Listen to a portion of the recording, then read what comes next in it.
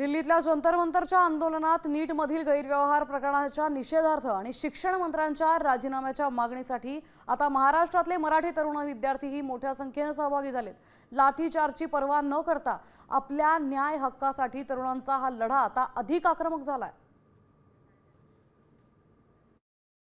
ते असं तसे नव्हते मारत, पूर्ण फुल कॅपॅसिटीमध्ये दोस्त अरे असे मारले त्यांनी यार, असं थोडी असते।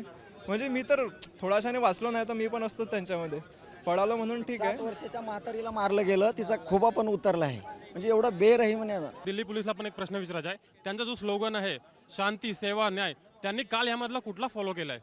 नाही, शांती प्रोटेस्ट आमची शांतीपूर्वकच जात होती, ते पुढे टीयर गॅस फेकत होते, मागणं मारत होते, दोन्हीकडनं आम्हाला प्रॉब्लेम करत होते। ना त्यांनी शांतीने सपोर्ट केला ना सेवा केली। गव्हर्नमेंट सोबत RSS मिळून आहे आणि त्यांनी एक मिलजुल प्लॅन करून त्यांनी आमच्यावर पत्तर मारले आहे। अरे महिलांना ते एवढे बेकार मारले आहे, त्यांनी हे नाही बघितलं कोण महिला आहे, कोण पुरुष आहे, कोण काय आहे। त्यांनी महिला असो, पुरुष असो, कोणी असो, मुलं असो, काही असो, त्यांनी एवढे बेकार मारले आहे, फोडू मारले आहे। त्यांना लाज वाटली पाहिजे, दिल्ली पोलिसला पण लाज वाटली पाहिजे, शासनाला तर खरी लाज वाटली पाहिजे। पोलीस तेवढं आम्हाला मारतील ना, आम्ही तेवढं इथं थांबू आणि तेवढे अजून पण लोक येतील। जसं कालची जी घटना घडली, या घटना बघून जे लोक बघताय व्हिडिओ, ते लोक आज पुन्हा परत इथे येत आहे आणि आज आम्ही पुन्हा संसदला जाणार। काल यांनी आम्हाला इथून जबरदस्ती हकललं, का आम्हाला अशा ठिकाणी मारलं की मी तुम्हाला दाखवू शकत नाही। पण आता यांनी एवढं मारलं तरी पण आम्ही इथेच थांबणार आणि जोपर्यंत आमची मागणी पूर्ण होत नाही तोपर्यंत आम्ही इथनं हलणार नाही।